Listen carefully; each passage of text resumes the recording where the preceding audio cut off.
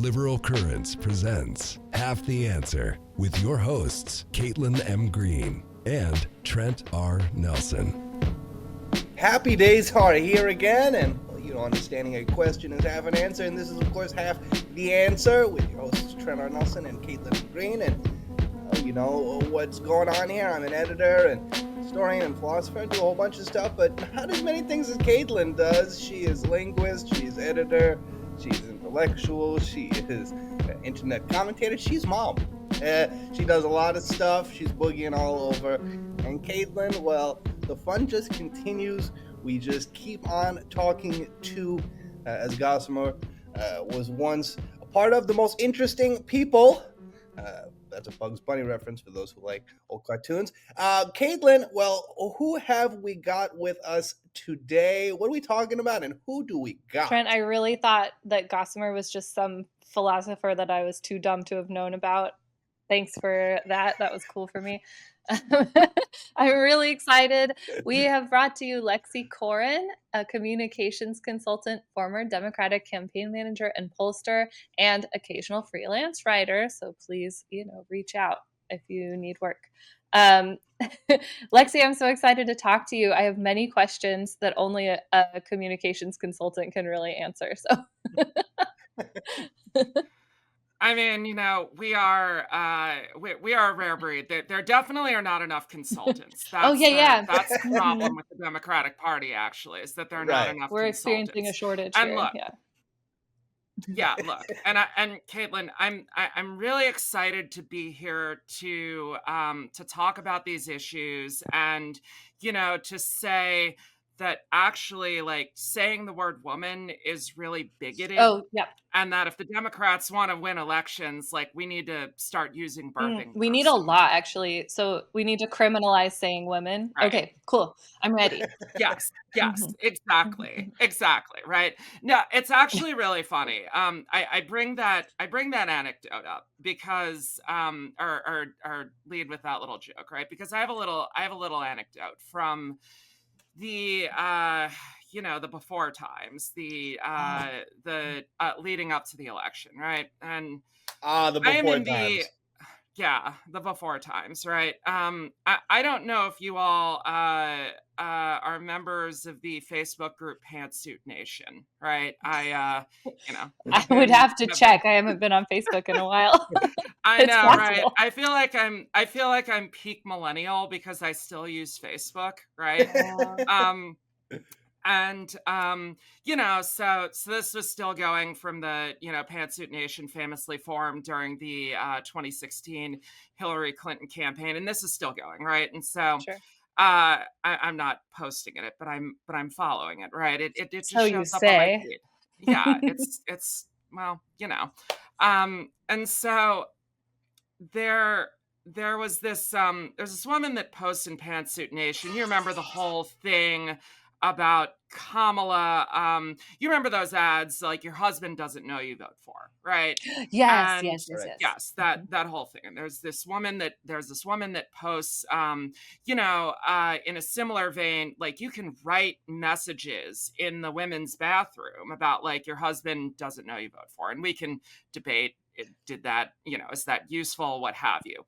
But sure. In somewhere in this message, there was gendered language in there, right? It used the word woman or ladies or something. I can't remember exactly. Yeah.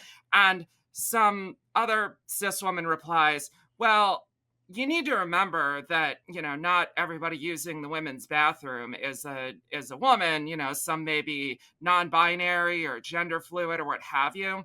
And then somebody pops in and goes, hi, non-binary gender fluid person here. All of us are voting for Harris. We are not the people. We don't need to worry about us. To hear this message, you should say the word woman here. Because that's who you really should be concerned about, right?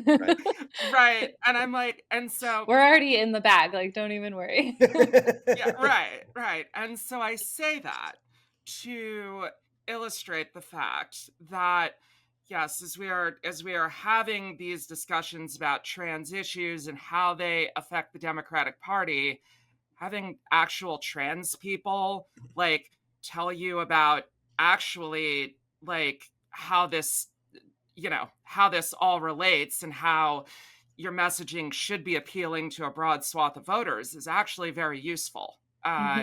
We see a Right. lot of Yeah. things. We and can only get understand a so lot of far. things, right? We can only get so far with a campaign run by very nervous cis women with their hearts in the right place, but Right. they don't really know what they're talking about. Right.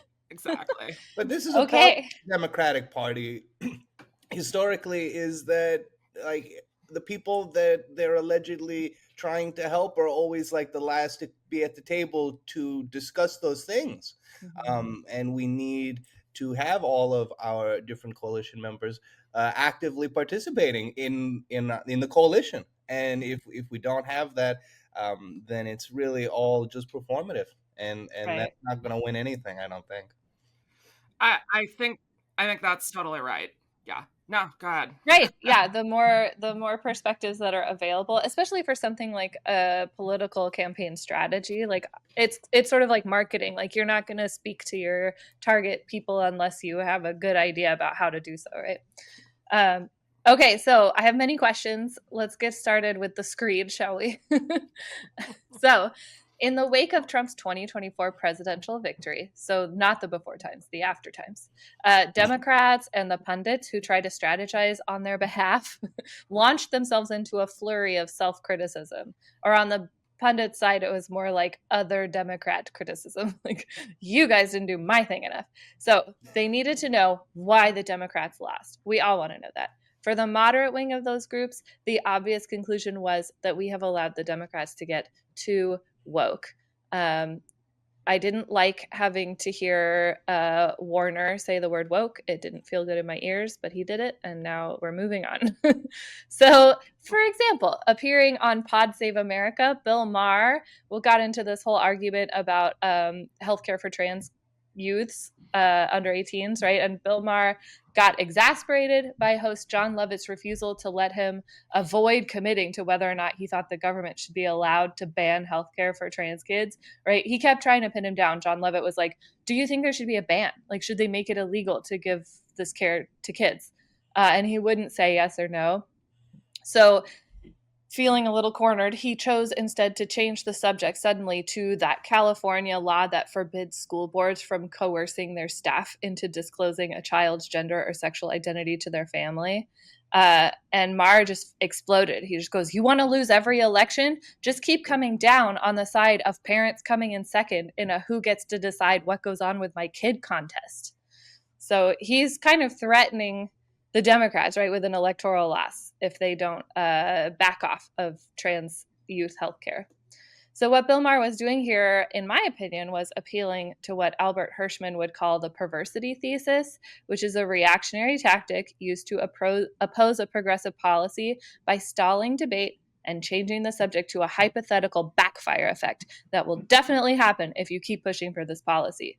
So here it's, you're going to lose the election, then the bad guys are going to come in and they're going to make things even worse for everybody. So to successfully sell the thesis of perversity, you have to have these two presuppositions in place. One, that the Harris campaign chose to stake their success on and dedicate themselves to defending what Jonathan Chait called hard to defend edge cases. And two, that those issues are what lost them the election, right? That's how, like, if you were to say the perversity thesis was true at all, it has to be both, right? The Democrats pushed it, and that's why voters didn't come, to vote for them. So in a lot of cases, I found the perversity thesis showing up in debates about immigration and trans rights. So we have Bill Maher yelling about trans kids. We have a litany of articles in The Atlantic about how being too extreme on the issue of sports, youth transition, and transition care for incarcerated people has caused voters to lose patience with the Democratic Party and either stay home or vote for Trump. We have poll analysts on various Substacks blaming the overzealous push for trans rights for Harris's loss. We have Brianna Joy Gray on the Hill's streaming talk show, a thing I didn't know existed and still wish that I didn't know, wondering out loud if having trans girls and women in sports is the hill to die on. And that phrase, the hill to die on, comes up a lot. Matt Iglesias also used it in reference to, I think, trans sports specifically also. On immigration, we have the illustrious members of the Welcome Pack at their big annual event blaming, quote, the groups and activists for the failure of the Democrats to address the border crisis, trying to discourage them from taking trips to CCOT or doing press conferences about the people who have been taken from their homes and sent to detention centers without due process because it's a distraction from kitchen table issues. As recently as this month, there's a piece in the New York Times. Go. The polling I was just going to say has really turned on immigration the more has it ever. Trump does. Yeah. Crazy things. That advice truly did age like milk, did it not? it really did. Yeah. And but they were like, stop talking about Kilmar Abrego Garcia. And it's like, but he's the easiest win, right? Oh, like, he is. Yeah, absolutely. Like absolutely. Like even Republicans are saying, I think John Kennedy, the senator from Louisiana, my home state, who, or my state of birth, if you will, sure. who, sort of the living embodiment of Foghorn Leghorn, right? Yeah. He even sort of admitted, he sort of admitted, I think they kind of got that one wrong and are a little afraid to back down there. Mm-hmm. Yeah. I said, boy, I think we got the wrong person in there. Yeah, a big mistake, right? And like when your opponent stumbles, you don't reach in to give them an elbow up, right? You have to capitalize on it, right? Yeah. And then like the kitchen table issues bothers me so much because it's a metaphor that really kind of exposes its own weakness, in my opinion, to say like, oh, kitchen table issues, those are things like the price of eggs or like taxes or employment. And it's like, okay, but grandma's not sitting at the kitchen table today and it's because I snatched her. Like that feels like a kitchen table issue to me. Right. I mean, but again, this whole Kilmar Abrego Garcia circumstance is American Dreyfus affair. This is literally the civilization splitting between this guy is wrongly accused and the government being like, this guy is guilty no matter if we give you the evidence or not. Yeah, we'll figure out how he's guilty. Right. And this, I mean, it strikes me, and I've only seen it written a couple places, that this is literally that moment in French history for us. And the society is doing exactly what happened in France. Some people are like, no, the government is correct. We support the government. To not support the government is like anti-patriotic, right? And then there's this whole other group, large group of us, that are like, to not support an innocent person is devoid of any honor. Or what are we doing here? Right. Well, J.D. Vance says that we're not a country of ideas or values, right? So we're not allowed to appeal to those things. Easy for him to say having no ideas or values. But, right. Well, right. Okay. And your citizenship, your level of citizenship is determined by how long you have been here. But I'm sure that definitely counts. Native and indigenous people. They have the most citizenship, right, JD? Yeah, all citizens are equal, but some citizens are more equal than others. For sure. Yeah. Okay, so even this month, I was like angry and surprised about this, that it happened in July. There's a piece in the New York Times called "Can Democrats Find Their Way on Immigration?" that suggests that Democrats are, quote, haunted by the Democratic primary debate from 2019, where all but one candidate said they wanted to decriminalize illegal border crossings. Because they had them like raise their hands. They're like, raise your hand if you want to decriminalize illegal border crossings. And everybody but one person had their hand up. And then they took a picture of that and they're like, wow, the lawless Democrats. So they quote a Texas Democrat saying Trump's win is a wake-up call on the border, and Obama advisor saying Trump's win is the result of the Democrats creating a vacuum on this issue that we allowed the current president to fill. They quote Arizona Senator Ruben Gallego saying, we got led astray by the 2016 and the 2020 elections, and we just never moved back, which is framing these like tough on the border positions as the reasonable like baseline status quo that we strayed from. Like we're Red Riding Hood with the wolf, like we just wandered off the path. And we need to like get back to the normal way to do things, which is like militarization and criminalization, right? Even a Center for American Progress chief executive is quoted in that article saying they need to make it harder to qualify for asylum because the border has been too insecure, that it allowed too many people to come through, and we need to fix that. Like the whole idea that the Democrat Party is all about like open borders and being so gentle, and then like everybody whose job it is to decide what they do is like, actually, I think less immigrants is better. Very frustrating. So Caitlin, this Yes. really gets to, I think, one of the key points I want to make, and I think this is certainly true about immigration. I know some things about immigration issues. Obviously, I know more about trans issues, right? And they are both sort of filling the airspace of like, this is where the Democrats allegedly got too extreme. Mm-hmm. And I will just say too, that before I go into what are some numbers that I think nobody is talking about and should be talking about, when they look at this, that I think a lot of these, these folks that you've mentioned, the pundits, the journalists, the Iglesias, Chait The types, and what have Substackers. you. Yeah, the Substackers.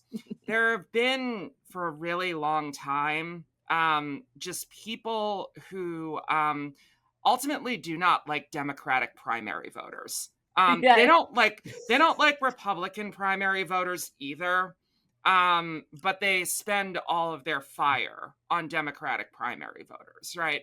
And this is because in their minds, it is what should happen is that we should elect a president whose position on every cultural issue, they just take a poll and they Yeah. decide, And it's right? all of American And opinion as opposed to like right. And the it's all of Democrats. American public opinion.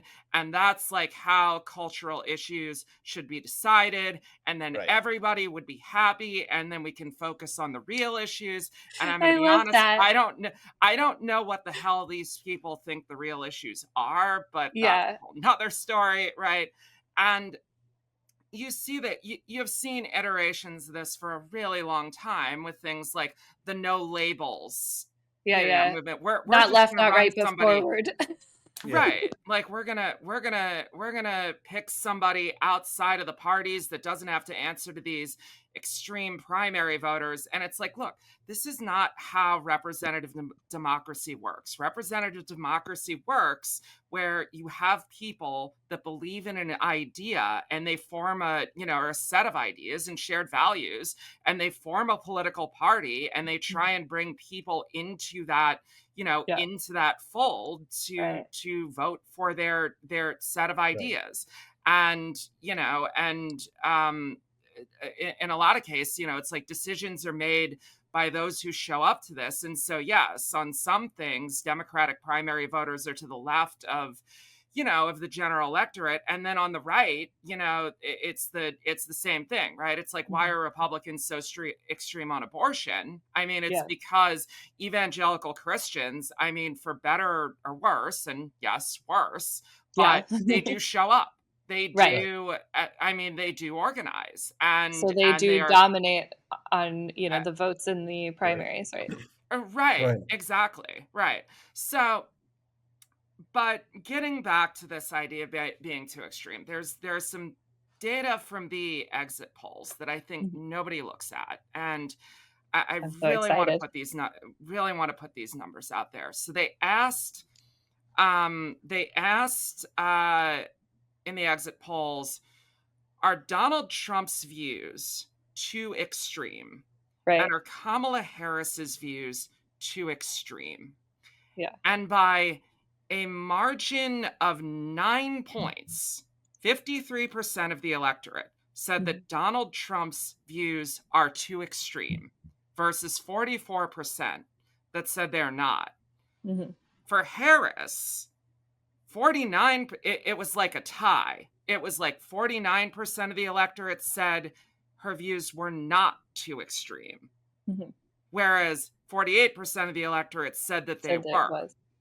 Yeah. Hmm. So she's +1 in the not too extreme category. Right. He's -9.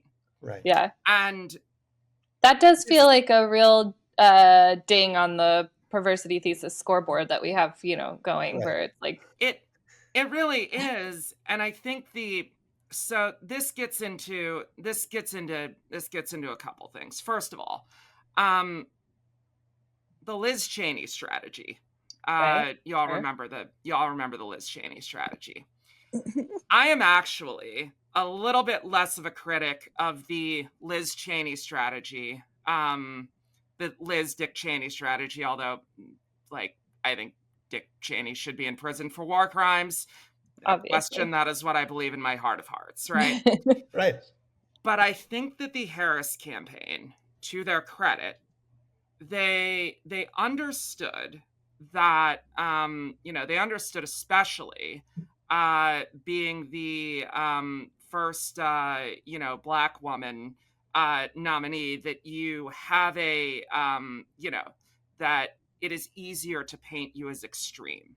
Mhm. And these numbers show that they did a very good job painting her as not extreme.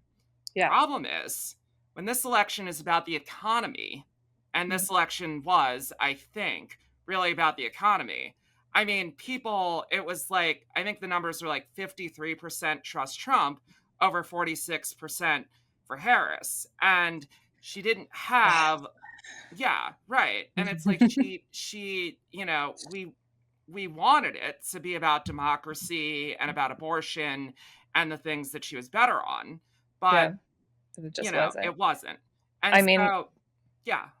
so the question for me on the Liz Cheney issue is like, Yeah. were there people that were not going to be Harris voters that, because they were concerned about her extremism or something, that got won back by somebody like Liz Cheney saying, hey, listen, like, I'm center right and I think she's going to be fine for us? I mean, we don't know, right? We don't, Yeah. we ultimately, at the end of the day, like, people are going to have theories. I would just say that in these numbers, that that at the end of the day, these numbers suggest to me that, like, this whole, yeah, even Republicans like me, yeah, that did the job of she's not too extreme. Okay. But did it win votes? No, because Yeah. or enough votes, right? Did Right. it win enough Obviously. votes? Obviously, it did not. And the We are reason not is, living under the Harris presidency at this we're time. not living under the Harris presidency. And because at the end of the day, the making her not too extreme didn't get the job done. What needed to happen to get the job done was to have a compelling answer about, like, what are you going to do for me financially, for my Right. pocketbook issues. And she didn't have that.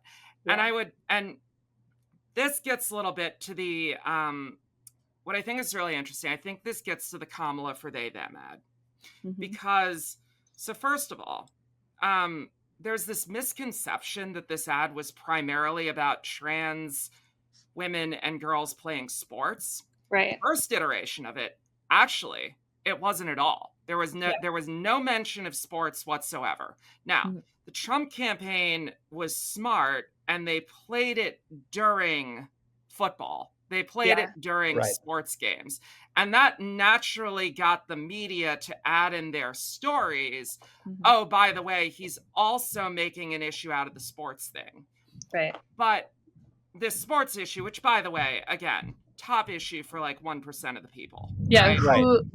Who is changing their vote on the basis of who can Right. play what sports, right?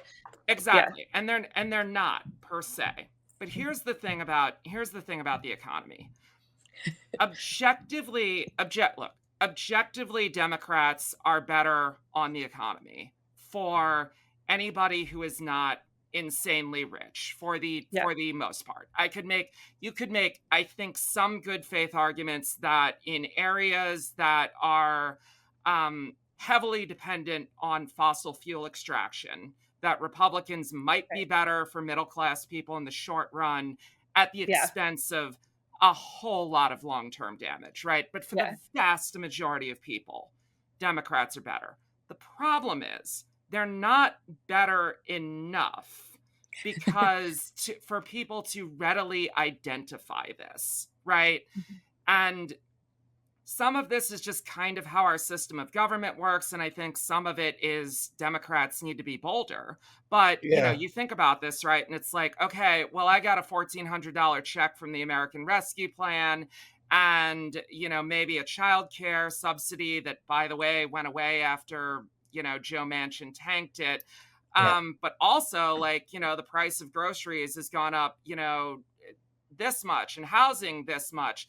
Right. And and my wages aren't going up, and things that actually, like, the president doesn't have a whole lot of control over, but people don't know that, right? Yep. And so there is always, and so when Democrats are so it's not better enough that it is inherent. And when Democrats win elections that are about the economy, it's all about framing, right? It's Right. like Clinton and Obama being great examples. It's like we're the Democrats, we're for the working people, and this George H.W. Bush guy, he is so out of touch. He's for Yeah. the rich. This He John doesn't even know what McCain milk costs or whatever. he doesn't even know what milk costs. And this John McCain guy, he's he's got 7 houses that his wife paid for. He married well, right? He Yeah, married well. right. Right. And, and when Republicans win on the economy, when, and I think we have underestimated Trump being a really good guy to do this. The message is essentially, if you want to give welfare checks to undeserving people, vote for the Democrats. If you are aspirational, if you want to work hard and get a better paying job and advance in society, vote for me, because I am going to unleash the economy with all these. It's the trickle down thing. Yeah, right? yeah. And this is We're going to do laissez-faire, and it's totally going to pay We're off gonna for do- you. we're Don't gonna do ask too many laissez-faire. questions. And this is what the Kamala they them ad gets to, because it's like, oh my God, she's spending all this money on sex change surgery for Right. prisoners. She doesn't have your best interests at heart. She is doing this crazy extreme thing, spending money on this caricature of a thing that you hate. Yeah. She's for them, not Okay, for so you. Right? This actually clarifies something I've been thinking about, which is the time that she was on Fox News and they tried to like corner her on the they them stuff. And I can play the clip, but we can also just talk about it. I think it's better if we just talk. Where basically the host was like, "Hey, do you still think it's cool to spend taxpayer dollars on prisoner surgeries?" And she basically spent a second being like, that's been a policy for a while. Like Trump presided over that policy also. Like I would just follow the same law that Trump had to follow. And then she pivots pretty quickly to like, but I think that they put that ad up as a distraction because Trump is really bad on the economy and I'm really good on the economy. And then she listed like 4 or 5 ways that she's better on the economy, right? In the comments on YouTube, it's a lot of like, can't believe she dodged the question. She changed the subject. But it's like, really what she's trying to do is steer the ship back to the subject. Yeah, because the subject really is like, how will I be as a president for you? I'm going to be good for you. Right. And I mean, she does instinctually on some level. I mean, in some of these interviews, she does instinctually understand that. Yeah. And I think did do a good job. In other interviews, like, what are you going to do differently from Joe Biden? Right. Like there were some misses there. Yeah. So would you say that's a failure to sort of present a compelling message and to be an exciting character, basically to vote for, when she does that, when she says, I won't be different? I mean, yeah, I think to present a compelling message on the economy, I think a lot of that didn't, a lot of that didn't break through. Mhm. And I will say, one thing when you look at the like, so Biden won the popular vote, I think by somewhere in the neighborhood of 4 to 5 points, right? Mhm. He actually lost but he won the swing states by like not Yep. very much, right? She actually also lost the swing states by not very much, right? That Yep. gap was a lot smaller. And there is a thesis that I think is, that is interesting is in the swing states, they were getting bombarded with her paid media that Mhm. was actually focusing on some of these economic issues that were breaking through a little more. Now, Mhm. again, not enough. Yeah. But, I have to say, as she's an doing better Arizonan, than in earned media. Yeah. as an Arizonan, it almost hurt more to have like Arizona go blue and then go back to red than if we had never gone Yeah. blue at all. It like Right. that was really heartbreaking. Yeah. Like we Yeah. almost had something so nice. Okay, so Yeah. I want to. Oh, go ahead, Trent.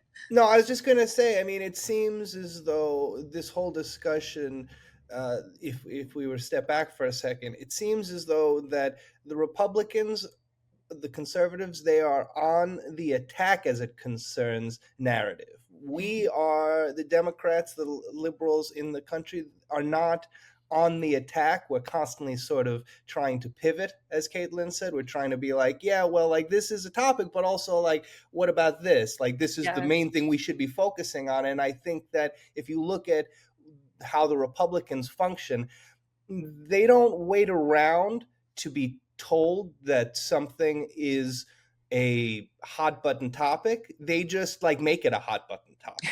They just go after it and are like, yeah, we think that like everybody is super duper concerned about transgender children getting health care, and all of a sudden everyone who never even thought about that in the midst of their daily lives is like, holy shit, I do actually really care about this. I care more about this than I care about tax money, right? Like, Right. I care about this so much. And we are just constantly on our heels, like, oh, we have to defend this.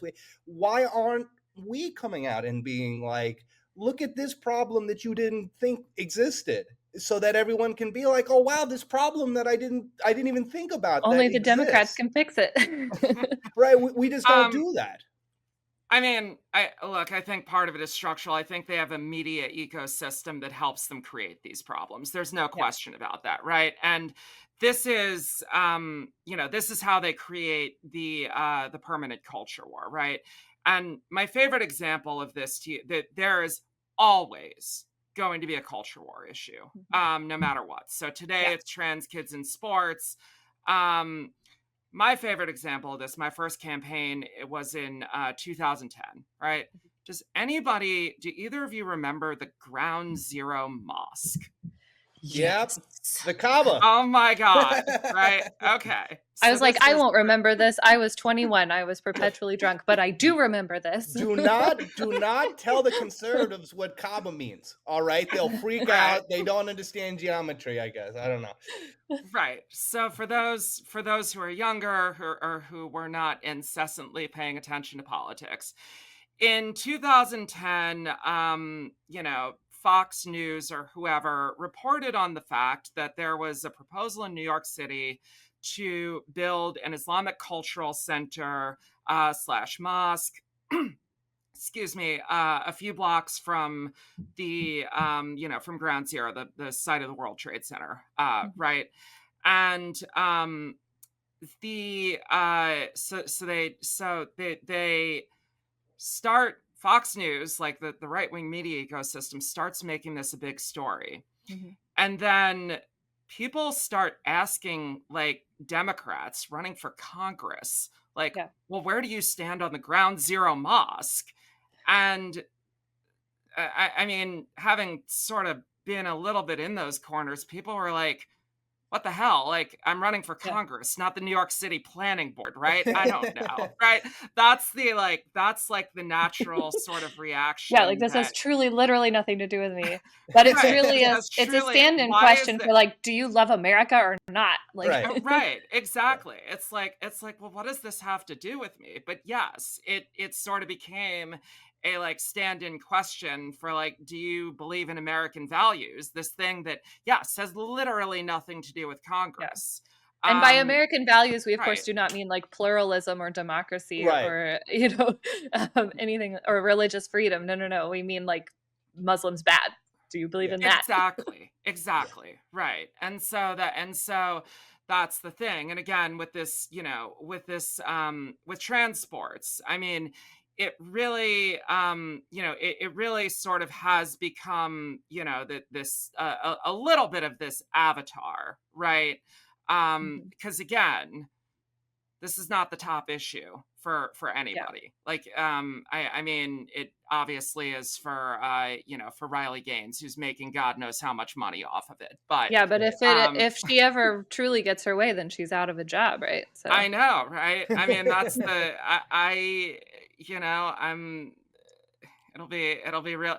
Well, I mean, it's like, that they'll keep going to, they're now banning trans women like from darts, right? So, yeah, and Right. chess, they'll right? just, Like, right, and chess, right? And that's, thank you, Riley yeah, Gaines, right? So they have to keep looking for these yeah. more and more absurd examples, right? But it's Um, still like the basic whatever the culture war specificity thing is, right? It always has to come back to like we on the right believe that America is white, monolingual English, cisgender, and straight, and we form nuclear families where we get married in Christian churches, right? And we Right. create 2.5 children and a dog in our suburban house, right? We have to believe that like men are real men, women are real women, and small furry creatures from Alpha Centauri are small furry creatures from Alpha Centauri, right? It's so important to us. all right, exactly. And again, this, that this works sometimes when does this win elections? I mean, it depends, right? Like, it depends on a lot of factors that are beyond our control, like how the economy is doing when this, which party versus another is in power, right? And the quality of the candidates generally. I mean, again, you look at 2008, it's like, yeah, Obama wins in a landslide, even though he's actually like the perfect avatar for, cultural anxiety. It's like our first Black president who has the middle name Hussein. And by the way, we're spreading rumors that he was actually born in Kenya, right? Like, Right. none of that stuff really stuck because people were Yeah, like, oh, yeah, the economy it's too is silly. crappy and this guy's got a good message. Like, I'm Yeah, not listening to any of that, right? Right. Like, Right. so it depends. Does this stuff reinforce people into into voting for a Republican? I mean, it depends, right? It right. Right. really does. I just don't see the value in staring at the polls constantly and being like, now I'm going to make my policy based Mhm. on this fleeting photograph. It feels like a losing strategy, and again, one that doesn't really look to state an idea, as you noted. And again, the irony that we as Democrats are going back and forth between this when we look at the Republicans and we see very plainly that they make these statements and they Mhm. let everything else fall around them. We're the only ones who are like, well, should we say that? How will everyone behave if we say that? The conservatives never, ever, ever worry about making a concentration camp and being like, well, I wonder what everyone is going to say about that.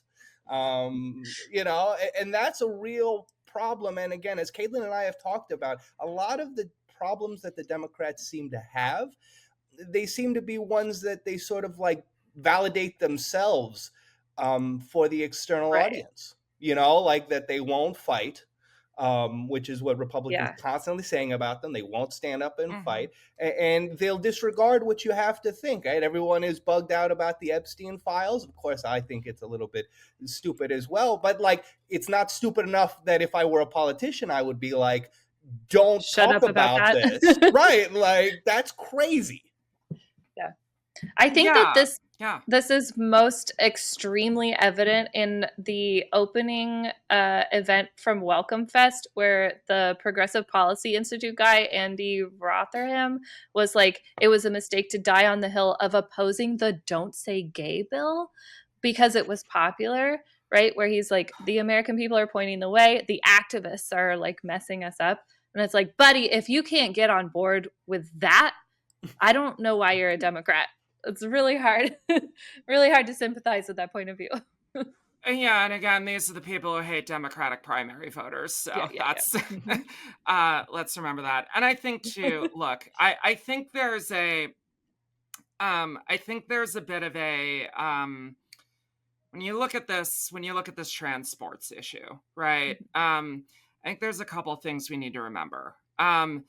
This became an issue that was big, and and really flipped to the point that let's go back to 2022. You actually, in 2022, you had two Republican governors, Spencer Cox of Utah and Eric Holcomb of Indiana. They vetoed trans sports bans in their states. This is 2022, right? And so, the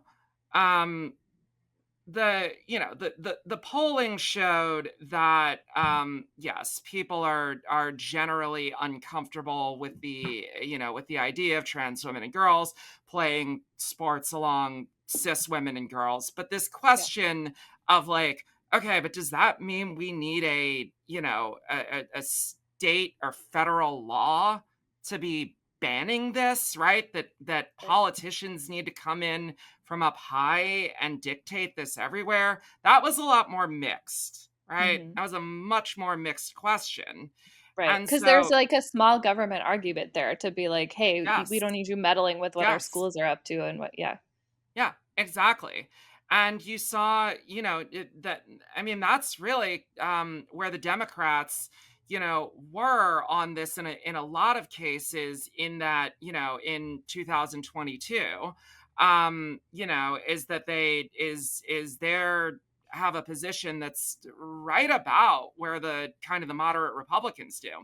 Now, what happens after 2022 is that, Leah Thomas happens and Riley Gaines happens, right? And the right pours so much money and energy into this. And then the mainstream media discovers that this gets clicks, right? And I swear to God, in 2023 and 2024, like, they went and they found every trans girl they could find playing a school sport anywhere. yeah. Like, Regardless of level, regardless of age, right? Right. Exactly, right. And it helps. And it's so easy to grandstand about too, because you can get Megyn Kelly in front of a camera being like, this sweet innocent little girl lost her place on the podium because some big hulking boy took it away.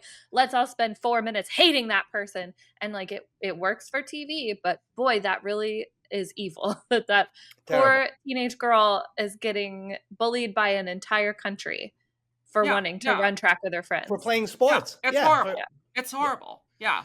And it and again it helps that, again, like, Riley Gaines is, I shouldn't say helps the victims of this. It helps gin it up when Riley Gaines's organization goes around and finds parents essentially to complain about this, right? Like, that's what they do. Like, they go find a trans girl and they find parents at the school or at the school to complain about this. Like, that's what they do. And then the media covers it. And suddenly everybody thinks, that, again, they're like 5 trans girls playing sports, right? But everybody thinks it's everywhere because it's being talked about all the time. I heard it was whole teams. Like there's teams where there's no cis girls on the team. I heard that somewhere. Can you imagine? Can you imagine going to a school as a reporter, as anybody, and asking parents to shit talk other children? I mean, Yeah. but can you imagine as a parent being like, "Yes, now I will Well, shit talk other children actively." some of these parents are already like Alliance Defending Freedom members and stuff. Like they're all, or like Republican consultants who are like, my child goes to a school, I'll complain. Yeah. No, I mean it's disgusting. Yeah. Yeah, but it's opportunistic, and Yeah. that's kind of the deal, right? I have a couple thoughts here that I want to that I want to make sure I get in. Okay. There's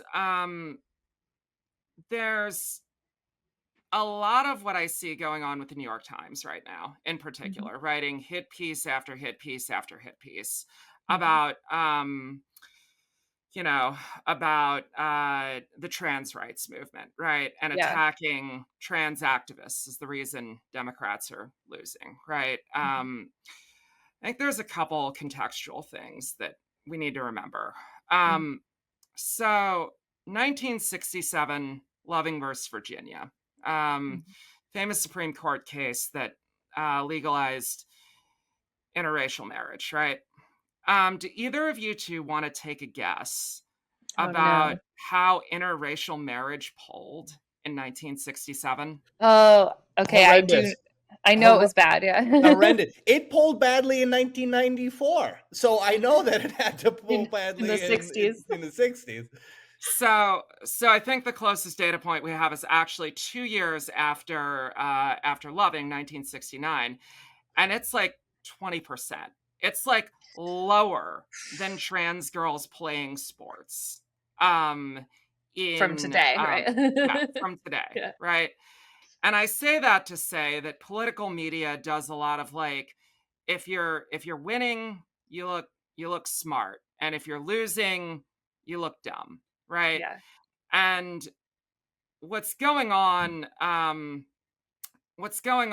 some of what's going on here is that, look, we have the worst Supreme Court in forever, Right. essentially, It's very at bad. least since the Great Depression. And Yeah. in the 60s, and this is not to say, by the way, oh my God, the civil rights movement had it so easy, because like, no, there are hundreds of years of struggle Yeah. leading up to the civil rights movement in the 50s and 60s, but Mhm. it's like we saw they talk about that part, like the oh my God, there are finally some wins, right? And some of that is frankly because Eisenhower accidentally, intentionally, maybe, hard to say, depending on your scholar, appointed some pretty base justices to the Yeah, yeah, Supreme yeah. Court, right? Like, and and said, We don't care that 20% of this country approves of this. Like, this is a fundamental human right, right? And Right. so we are really playing right now with the courts against us, and I think that is really, that's really warping a lot of perceptions here. Mhm. I think I think that is a big thing, like, we need to remember in this whole, like, oh my God, like, this is a losing thing, right? Mhm. So Yeah, that's so definitely maybe one not so thing. much like, is this the hill to die on, and more, are we gonna accept that sometimes you have to put in a little work, right? To Right. accept that, like, some things, it's just gonna take a little bit of time and good messaging and good media stories and good activism, right? Uh, to bring public opinion around. Really, time a lot, right? You kind of Yeah, have to bring a change around, let people live with it, and then let them realize that we life's not so we bad. we cannot be enthralled by the fleeting ideas of the people at one time. We know that it is bad to have slavery, whether people agreed with it or not. We know that Mhm. it's bad to segregate people, whether some people agree with it or not. We don't have to hang out and play this game that so many of the centrists tell us that we should be playing. That like Yeah. we need to Well, be listening to these people who yeah. have an idea that comes to them in the moment, and then it goes away when they have other things to worry about. It's It goes back to your point, Lexi, about like what is the order of operations for a political party? Is it that they get a bunch of seats and then they do whatever the polling says, or is it that they organize around some principles and then they try to bring that into being, right? Exactly right. And I think this gets to my, what I want to end on is like, okay, how should Democrats message on this, and Yeah. where should they stand on this, right? So Yeah. there's a couple things here. I think that it is clear everybody is kind of moving in this direction of like, well, we should leave that up to the states and the athletic associations and not make this a federal issue. And in a lot of ways, it hasn't been a huge federal issue. I mean, Biden did some Title IX things that kind of tried to split the baby. And honestly, I kind of look at that. I'm like, why did we even, right? And I think, and there are example, this is the thing is in some ways, sure, it is no question come into come into being a federal issue. You look at the Equality Act, for example. The Equality Act, broadly a civil rights law, enshrining protections for sexual orientation and gender identity. I think there is a good faith argument to be made that it doesn't literally say like, trans girls have a right to play sports. I think there's a good argument to be made that under that legislation, depending how courts interpret it, and by the way, I don't think this court is gonna, gonna interpret it so favorably, but depending on how courts interpret it, it is a tool that could be used to, to help trans girls access sports. Sure. Here's the thing about the Equality Act. Like, again, just thinking about how much this has shifted, like you write civil rights laws pretty broadly, right? And that when it was voted on in 2019, like 8 Republicans voted for it. Who voted for the Equality Act? Elise Stefanik, Donald Trump's nominee for, UN ambassador, voted for the Equality Act. So, when you think about it, really, before she went on like a witch hunt of Ivy League college presidents. Right, exactly. Yeah. Elise Stefanik voted for boys and girls sports, right? Oh my God, Elise Stefanik is for they, them. I mean, Elise Stefanik is for they, them. And by the way, I will just say, I do not, I really, there are, Elise Stefanik's going to run for governor of New York against Governor Hochul, and Governor Hochul's team, I'm sure, knows about this, right? And if I were Governor Hochul, what I would, or if I were advising her, what I would really advise her to do, I think this is a fair thing to bring up, but do not bring it up as a gotcha, as like a this is bad. Bring it up as, my opponent is raising this issue, and I don't think she's being genuine about about this being about women and girls, because she voted for this before it became her way to become a MAGA darling. Yeah. And if she's just a windsock, right? And if she is going to sell out some of the most vulnerable children that there are, she's going to sell out you. Right. Yeah, she will too. Exactly. And I think broadly for the Democrats, like, okay, so we're going to do this like state pivot, which I think, again, I don't want to test federal stuff in front of the Supreme Court now anyway, even if we had any federal power, right? Fine. Sure. What that is doing essentially is like, it's a way to avoid the TV ad. It's a way to, like, you say, well, I think this should be decided at the local level, right? And it's much harder to run an ad that says, well, this guy says that boys and girls sports should be decided at the local level, right? Like that's what you're doing there essentially. Yeah, it's not a very good attack ad. Okay, fine. That's your pivot. But like that is not all you need to be doing. The way you talk about this and the way that you humanize trans kids really matters while you are doing this pivot. And, I think, so you're getting asked these questions about like, well, do you understand the concerns of parents who have daughters in sports? And I think Mhm. it's fine to say, yes, sure, I understand their concerns, Yeah. but don't, like girls sports is very important, but Mhm. you don't need to repeat their framing that this is Yeah. inherently unfair, because the science does not bear that out, especially when you're talking about kids who have taken puberty blockers. Like, Right. absolutely doesn't bear it out. And I think in other cases it's questionable, and Yeah. in a lot of cases, again, like we're talking about. But there's always ways to include, right? Like, even if Right, you have to have rules about it, there's always a way. Sure. right, exactly. and So, yeah, I and think that's right to be like, "Oh, I understand that you're concerned and for these reasons, and let me reassure you that it's gonna be okay," right? Right. Well, I think I understand their concerns. And I Mhm. also understand the concerns of trans kids and Yeah. their parents and Spencer Cox, when he vetoed this. I mean, he did, he wrote some really compelling stuff, albeit he used the word transgenderism, which, I wouldn't use the word Right. transgenderism.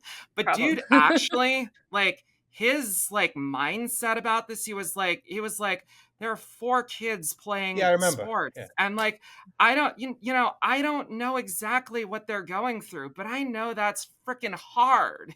And I Right. know that the suicide statistics for this group are alarming, right? Yeah. And Right. And so, he like, didn't these know the are right. also things we're it- concerned these about. are Right. also things that Yeah. we are concerned about. And we're concerned about, by the way, the cis girls that Mhm. that is this going to lead to medical examinations, Right. genital examinations, which again is a It's thing. They're policing sort of. them too, yeah. Right. Right. And Democrats are talking about this now, right? Mhm. I was like, finally, when they put the bill on the House floor, they're like, Yeah. the Republican Predator Enabler Act. I'm like, oh my God, finally they figured it out. Right. Why? But it's like that they're, during the election, they're trying to like, oh my God, we don't know what to do about this. And it's like, you could have asked me, or God knows how many folks that could have told you about this. Yeah, Mhm. like This they've was an tried to angle craft that was these. available for a This was long an time. angle that was Right. available. I mean, Colin Allred could have said, to Ted Cruz, could have said, you know, I voted the way I did because I believe that this issue ought to be, that Texans do not want Washington, D.C. deciding this issue for them. What Ted Yeah. Cruz wants is a federal mandate that means Right. your daughter's genitals could be inspected to play sports. Like, Yeah. If and anyone suspects that was them. available. Right. Yeah. That was available. Right. Okay. So, So, like, when Gavin yeah. Newsom and Charlie Kirk had their special little conversation on Newsom's podcast, right? Kirk brought this up, and Newsom started with the first thing that was like a correct way to hit it, which is that like there's almost no trans athletes that are like trying to do these sports, right? Like, we're dealing with a very small amount of people, and you're doing a lot to target those very small amount of people. But then he went into like, also, I have daughters and I don't want them getting run down on the field by like, big people. And it's like, whoops, okay, so think again, because what you've done now is not extended any sympathy or empathy to those kids, right? Right. Exactly. And I mean, look, just I'm going to give my unfiltered opinion of Gavin Newsom. And I love it. Gavin As an Newsom, ex-Californian, I'm here for it. I mean, look, here's the thing about Gavin Newsom. Gavin Newsom wants to be president, clearly. Mhm. And Gavin Newsom is not a great presidential candidate for, to some extent, for reasons that are beyond his control. The right, Mhm. again, with their media ecosystem, has created this impression of California that is like, Yeah. particularly San Francisco, which San Francisco is not like this either, right? But it's No. like, Right. the streets are filled with human feces and needles, Right. and they Yeah. tax you out of existence. And Mhm. like, they've really created this caricature of California, Yeah. I right? think Harris probably suffered from this too, right? Just being affiliated with California. It's I Right. an think easy attack angle. I think she did, but I don't think it's the same as being the governor of California. And Newsom, so I wouldn't say, look, I don't think that is entirely his fault, but I think he has not done a particularly good job trying to dispel that. I think he does things that get attention, being like, well, I'm going to go debate Ron DeSantis, which is like upping his profile, but it's not changing the fundamentals of, I'm the governor of this state. And he doesn't, as far as I know, I say, if you want to be a governor and run for president, you should have, like, what you should do is you should get an office. You should put your head down for 4 to 6 years or so and have something to walk away with that says, hey, here's my record. Here's my record. Like what I did for California or for, Illinois or what have you, I can do for the country, right?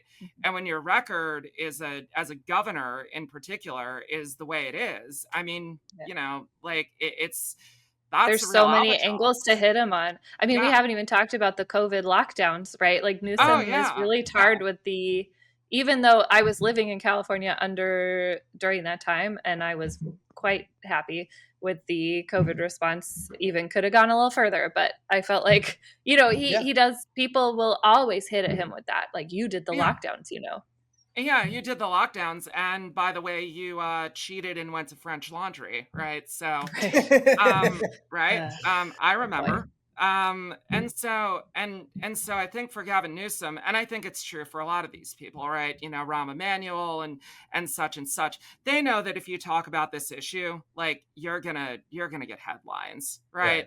And I think that's what they're doing. I think they're saying these, I think they're getting attention on this issue of the day, which is not, by the way, necessary. I mean, look, it is possible that this is still a major issue in the next presidential election, but I don't know. I mean, are we still talking about the Ground Zero Mosque?